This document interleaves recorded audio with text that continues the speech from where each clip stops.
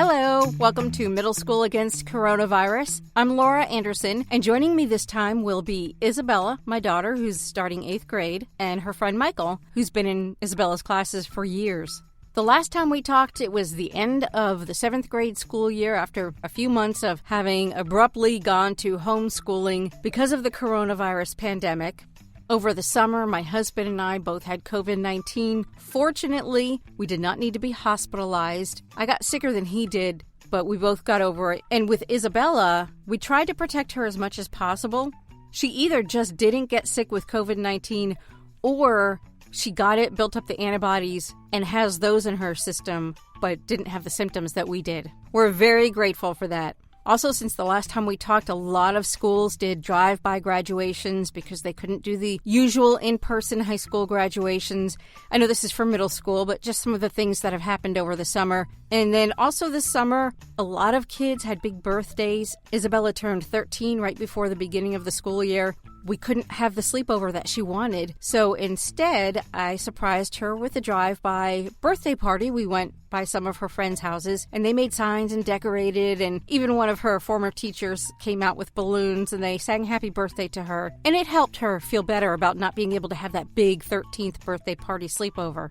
On that same day, we started off at her middle school to pick up the items that she needed for the school year. My voice is so scratchy today. So we picked up the items that she needed for the school year, and I had prearranged not only for her teachers to sing happy birthday to her, but also for the score that she got on the Duke Tip SAT math section, and that's what she was recommended for. For the score that she got, she would have been able to go to the state ceremony that Duke Tip would have had and receive a certificate and recognition for doing so well. Instead, the Duke Tip people sent everybody who qualified an e-package of items they could use to create their own ceremony, and I hadn't figured out yet how to do it, and then it hit me. She loves math. She loves her math teacher. Have Isabella's math teacher present her with a certificate, and the teacher was thrilled to do it, Miss Kennedy. And so we're so happy that Miss Kennedy was willing to do that. That happened early the morning of Isabella's 13th birthday, and the teachers also came out with balloons, and it was so sweet what they did. It was also her music teacher, Mr. Collins, her band teacher, her English teacher, Miss Swinson, and her social studies teacher, Mrs. Probst, and her science teacher, Miss Brown, was there in spirit.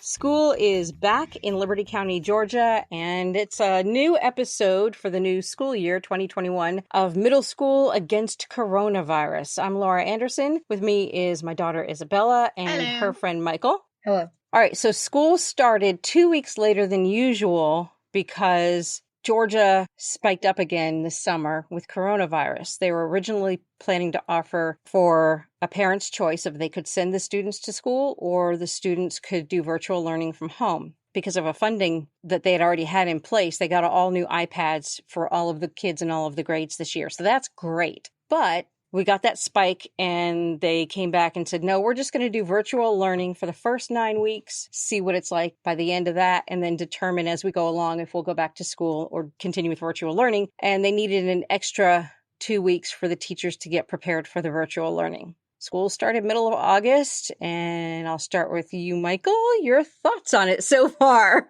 I'm not really a big fan of it. One of my teachers, she doesn't do very well with online learning, so it's kind of hard because it's just a lot of work and there's not a lot of really communication about it. And a lot of the messages I've gotten haven't been so clear about why I haven't gotten comments on certain things, or it's pretty much out like how to understand or how to do everything. But overall, it's been pretty self-explanatory, but some of the assignments have not been the easiest to do without teacher instruction. And I might add that you are both in the gifted program as well as the advanced placement algebra and science classes. So those two classes will count for high school credit. And that's great. But as you said, without being in school with the teachers, it can be a little hard to learn the complicated subjects. I want to make ice cream. Okay, you have to explain. Isabella wants to make ice cream.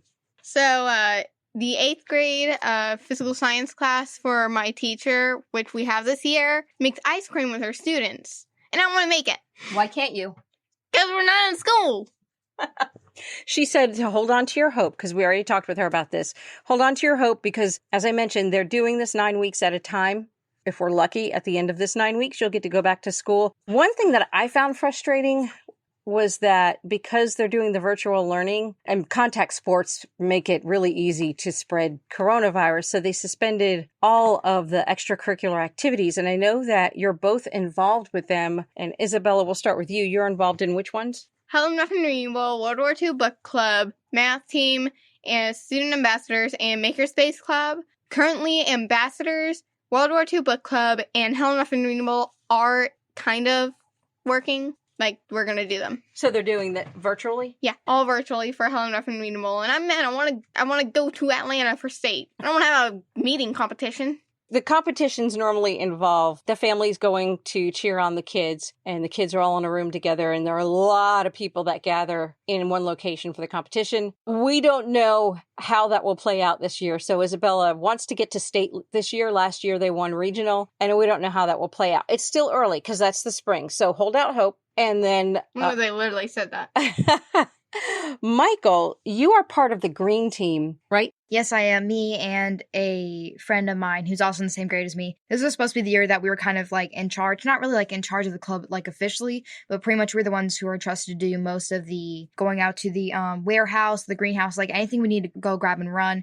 All the extra tasks in green team we are in charge of. And if the teachers step out, we're the ones who supervise the green team to make sure everyone's working and pretty much doing all that. I'm also, in the past, I've been in, which actually I'm very upset about green team not being able to actually be open this year, because this was the first year that we would actually be able to be fully supervising over the club. But in the past, I have been in World War II Book Club, Student Council, Makers Club. Makerspace Club.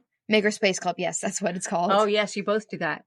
Yeah. I'm planning on doing Helen Muffin Reading Bowl this year. You said that last year. Yes, I've said that all 3 years. I did it for 2 years in elementary school. Well, the second year they kind of canceled Reading Bowl and they backed out of doing the competitions. But this year, I will do it. I will do it for sure. If you don't...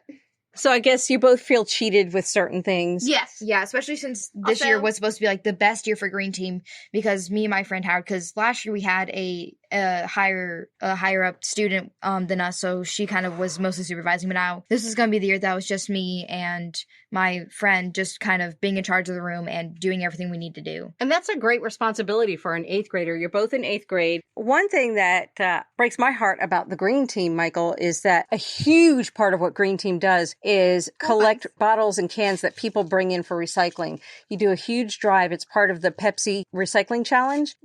PepsiCo. Yeah, PepsiCo. PepsiCo. And the school can win thousands of dollars depending on how they place. We also bottle cap any sodas made by the Coke company. All of your caps, we can scan those and get, I think, 5 cents for each one of them. But also we do most types of recycling. We collect like milk jugs, we collect beauty products.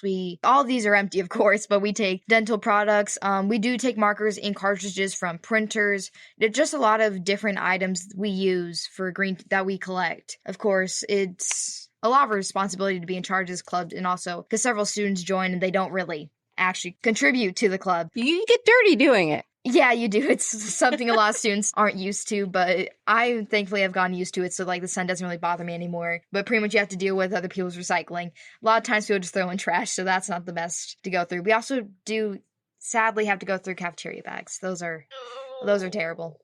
Okay, I'm not going to ask you what's in the cafeteria bags, but hopefully sooner rather than later we can get back to the recycling for your responsibility, but also for a chance for the school to earn thousands of dollars from PepsiCo. That makes a big difference in a community like ours, which is a small community, and it's not a high-income community overall. So, the school really needs that, and they use it to help educate the kids about green things. So hopefully we'll get back soon for that as well.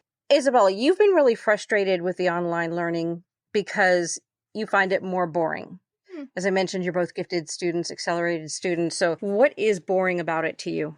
I mean, we're not in the same class as our teachers, and we're also getting kind of less of the work we would normally be given. It's the first week of school. All that work is boring. All right, so what is good about the online learning? There's got to be something you like about it. We can wear whatever we want. We could also go at our own pace, which I do, which for the average student that would be good, but for those of us who procrastinate and struggle a little bit with keeping up with our work on our own, it's not the best, but it is kind of relaxing to just be able to actually be able to sit down and do it. And if I can't focus on one subject, I can always switch to another. It's just being able to switch between them is really good. And then you were saying? Get to wear whatever we want. But normally you have to wear uniforms. Yeah. I would like to say that my favorite part is I get to see you more. And I get to make you warm lunches at home sometimes instead of packing something cold for you. Well, geez. Another thing is, I've signed up for the school lunches that they give out, which they're a lot better than last year. Last year's were mediocre. It was turkey and ham sandwiches. They sometimes give out grilled cheeses, which were not good at all. They were really, really bad. But this year, I know you like mine the best. But this year's something I'm very happy to have is every other Thursday, like we do in school, they actually send home our chicken tenders that we usually get in school, which we are so happy and excited to get. The lunches have been pretty good. They give us the pizza bagels that are just cheese. Sadly, there are no pepperonis. The lunches they've been giving are pretty good. They do give the spicy chicken sandwiches, the ranch chicken. They do give hot lunches, and with it, they send a piece of paper telling you pretty much the instructions on how to cook it in the microwave and in the oven. Nice. Okay, Isabella, and then we'll get to you, Michael. Friendships, which you haven't seen each other a whole lot since the lockdown, because the last time you were here, Michael, we got coronavirus right around that time, so we couldn't see anybody again, and we've been trying to keep it, close to the family anyway, so that there isn't a chance of spreading coronavirus. Going back to school after having just this sudden blow of your school year abruptly ending at the school and having to finish it at home and not really getting a nice goodbye to your friends and your teachers, and then having to start that way again. How are you feeling about that? I miss seeing everyone in class, and I miss class. I miss the exercise you get just by walking from class to class. Well, personally, I do miss, because I have a lot of friends in school that I don't really talk to or communicate with out of school, so it's kind of awkward to keep those friendships. A lot of friendships haven't been as close as they were in school because we were able to see each other every day. Now it's texting, which can get a little, it's kind of hard to keep a communication with some people. I do miss band. That's one thing I do, in fact, miss. Is because it was just the energy of the room, just being able to students just playing their instruments, having fun. That's one thing I do miss a lot, actually. And you all love your band teacher, Mr. Collins. Your 6th grade year was his first year at Midway Middle School, and he is David Diggs' twin. I mean, I think we all think he's David Diggs' twin. David Diggs, who played Jefferson and Lafayette in Hamilton, the original Hamilton. Yeah, I've seen it. It's on Disney Plus. Yeah, it's on Disney Plus. Not sponsored. But Mr. Collins really could be his twin, even though, and he's a lot of fun, and you all are so excited when you talk about it. And there is something to be said for being in the same room, practicing with everybody at the same time to make sure you're in tune with each other and in time with each other. And that is hard to do at home. What kind of band work have you done at home so far? We've just done playing tests. We're just doing basic scales. We haven't gotten a single piece of sheet music yet so far, and we're using a piece of sheet music that we got last year that we're supposed to play at the spring concert that sadly was canceled. Oh. We were going to play the 80s, which I was extremely happy for because the song picks were amazing. But so far we've only had a playing test for the B flat scale, which is very basic, especially for my instrument, and another scale. But over that, A flat scale. A flat scale for my instrument. Somewhat not easy for my instrument. But we haven't got a lot of work. It's pretty quiet. We haven't got to play our instruments a lot. We obviously get to play them at home whenever we want. But one struggle is with having band at home is a lot of students do not have the ability to play. Because we have band and they're very loud instruments, so some people have families or siblings that they can't play around, or people always asleep, or whatever reason it may be. But a lot of students cannot play their instruments at home, especially students with larger instruments like tuba, a tuba, yeah, bass clarinet. So they have to go pick up their instruments. So and Isabella, we just a week or so ago, new flute. Yes, we upgraded you to a new intermediate flute, and the same day we got that, we picked up Hamilton book. Okay, you have to explain. It's a music book with some of my favorite Hamilton songs. And how are you doing with it? Fine. You're teaching yourself. Yeah. That's really great. I mean, I know the song, so it's pretty easy. So it's just a matter of getting the fingering right. Yeah, I am flipping the page. Sadly, because I've been trying to play, because I, too, am a huge fan of Hamilton. Different instruments are pitched to different notes, obviously. So pretty much a flute is a concert pitch, so the book is written in concert pitch, so I have to constantly, like, rewrite it, take it down an octave just to read, like, as I'm playing it, I'm just, okay, that's the wrong note, we gotta change that. The library, which is now called the Media Center, they are still lending out books to kids, and I found that out today when, actually, I kind of knew this, but I hadn't needed it yet, but you had ordered a book, Isabella, and got a notification, so when I went to the post office today, I stopped at the school, I picked up the book for you, so kids can still do that, and that is great, and your Media Center specialist, Miss Dover, is awesome, and she added something extra. She added a little treat, which I thought was very nice. And then your teachers... This has been a lot for them, too, because they truly love all of you and they miss all of you. Same as you miss the camaraderie with them, they miss it with you. And there are things, just like Isabella, you know, you want to make ice cream in your science class, and I'm sure your science teacher wants to do things like that with you, too. And I don't think you've dissected anything yet, so, you know, that's coming. But it's not the same at home. But they have been working extra to be able to teach you at home this way until you can all get back to school. I was looking forward to having band with the 7th graders because, I mean, I remember being a 7th grader. Last year we were in second period, and we got to sit with 8th graders. Special. And we got to sit with 8th graders, and it was great because they're upper class. They're a grade ahead of us. They've been playing for a year longer, most of them at least. So it's just, I remember as a clarinet, because there's a lot of 8th graders in the clarinet, and it's just... You were basically adopted as an 8th grader. Yeah, I was pretty much adopted as an 8th grader last year. But it was just being able to play with the older players, and they could also help you out if you have troubles with anything. It was just, being a 7th grader and being able to play with 8th graders was really great. But sadly, we're in first period band, which, for those who don't know, is all 8th graders. So how about kind words for your teachers? Have any of them done anything special that you like to mention, or something you can think of like that? Nothing that I can really think of, but I mean, it's just been nice to be able to actually be on calls with our teachers. I wish and just be able to talk to them. Calls. Yeah, me too. I also do wish they did more frequent calls. You mentioned schedule, and here's the thing about the calls, and this is frustrating for all of us, parents and kids. At the beginning of the school year, you were given a schedule, and I thought it was a beautiful schedule. It was so easy to follow. Your school day started at 9, each class was an hour, it ended at 3, bam! You did your Google Meet and your classwork during that allotted time, and then you moved on to the next one. But apparently they didn't have a way to test 10,000 plus students logging in at the same time for all the schoolwork. So when have they done that? So the second day of school, the servers crashed. Yes. So the second day of school, the servers crashed. They had to order, and fortunately this happened right before the weekend. So they ordered a part. Part came in a couple days later. They got that fixed. And then they discovered they didn't have enough bandwidth.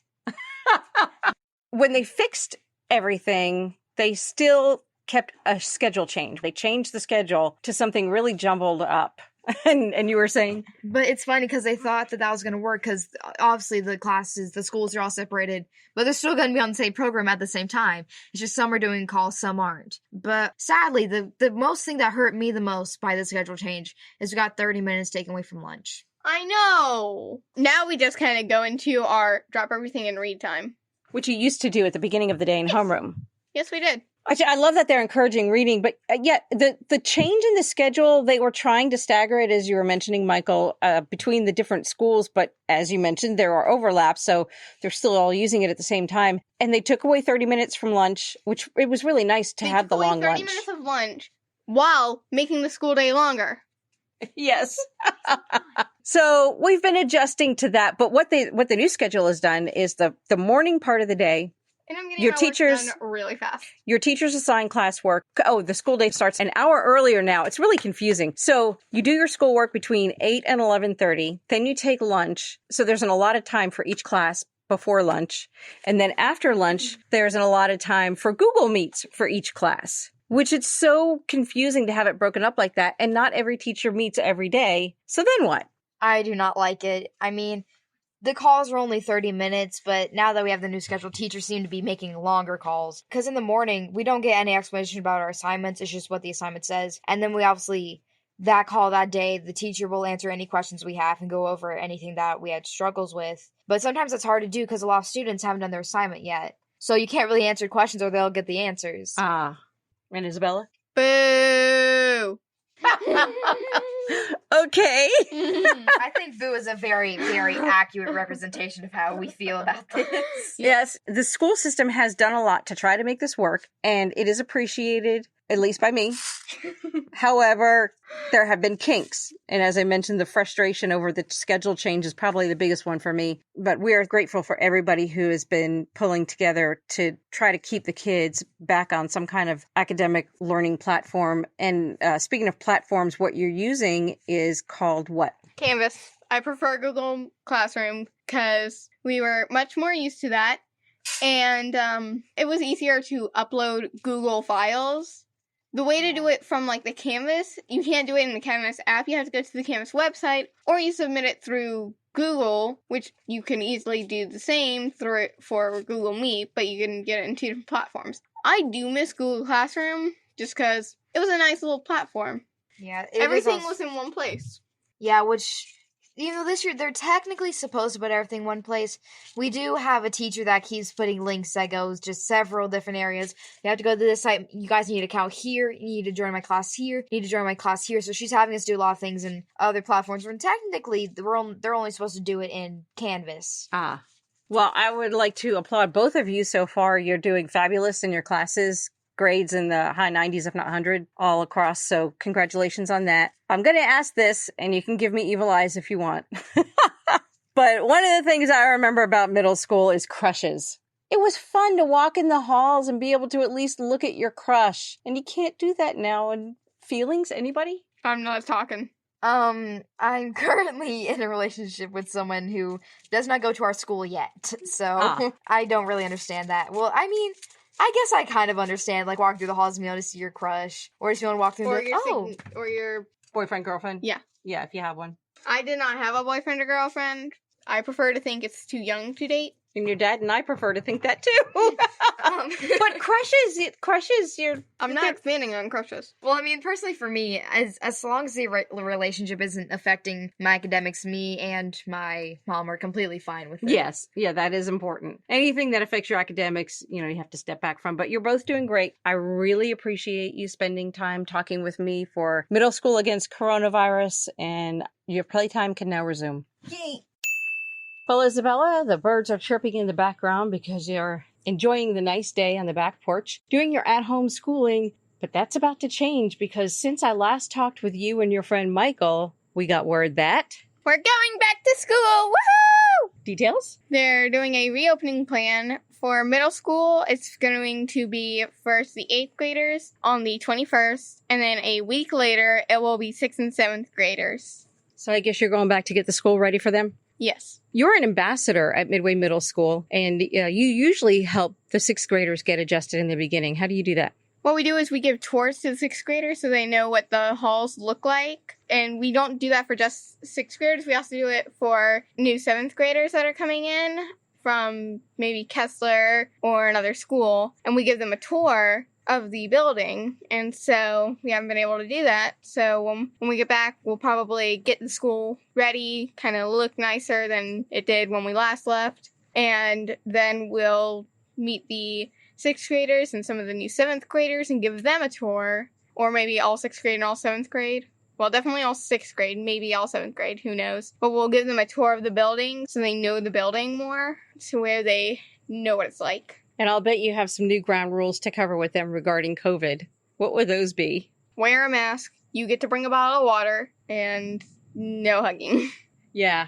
No physical contact. Yeah, that's going to be hard for 8th graders, too. Yes. And then also keeping your distance and sanitizing your hands. Mm-hmm. It'll be fun. But hey, at least you'll be back. You'll get to see your teachers in person. I know you missed that. Yep. I also got a new Scooby-Doo mask, so I'm wearing that. A new Scooby-Doo mask and a new... flute. Oh, yes, you got a new flute, upgraded flute, but you got a different mask, too. I wonder if they'll let you wear it. A shark mask. Yes. It's like a Jaws mask. She got so excited when she found out she was going back to school. Jumped up and down like I do when I see my room is painted or my bathroom's painted. Yes, she just recently went to visit my sister again in Miami. And while she was gone, I redid her bathroom and put something in there that will help her with her 8th grade science. If I stay at home, if I'm at science class, then I just have to look in the wall. What is it? The periodic table of elements. It's on her shower curtain too, but if you have homework, you can always go in there. Yep. And look at it for your homework. Going back to school with the phased reopening plan, they're also offering parents the choice of sending their kids back or keeping them at home. Have you talked with your friends yet to find out which ones know they're going back? Well, in band, Mr. Collins kind of asked so he would know. And one student said that his parents probably wouldn't. But other people were like, yeah, I'm probably going back to school. Cool. Very cool for you. I've loved having you around, and so has your cat, Marco.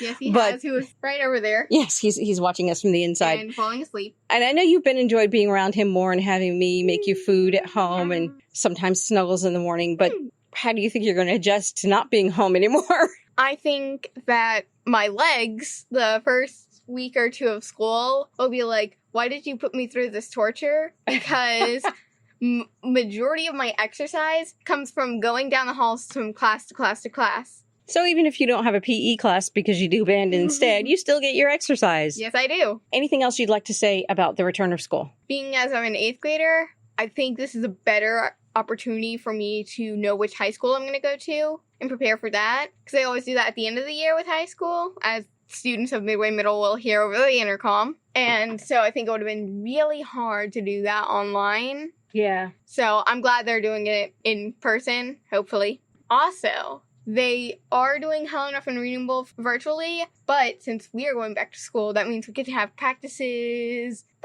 The Helen Ruffin Reading Bowl, which is the thing you love most when it comes to middle school activities. Yes. And not only do you do that, but you love reading so much, you're also part of the World War II book club, and you have been since 5th grade. And Well, no, I have been since 6th grade. We kind of started in 6th grade. In 5th grade, they canceled Reading Bowl, and so we were just a book club then. But in 6th grade, our librarian, Miss Dover, was like, do you like to read World War II books? And I said yes, along with some of my friends, and so we started the World War II book club.